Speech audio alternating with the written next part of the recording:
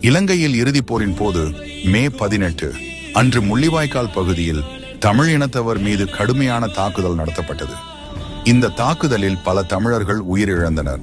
இந்த நிகழ்வை நினைவு கூற ஒவ்வொரு ஆண்டும் மே 18 அன்று முள்ளிவாய்க்கால் நினைவிடத்தில் நினைவேந்தல் நிகழ்வுகள் நடத்தப்படுகின்றன. அத்தீனத்தை நினைவு கூறும் வகையில் தமிழக வெற்றிக் கழகம் திருவண்ணாமலை கிழக்கு மாவட்டம் சார்பாக திரு எம் உதயகுமார் மாவட்ட செயலாளர் அவர்கள் நினைவு அஞ்சலி செலுத்தினார்.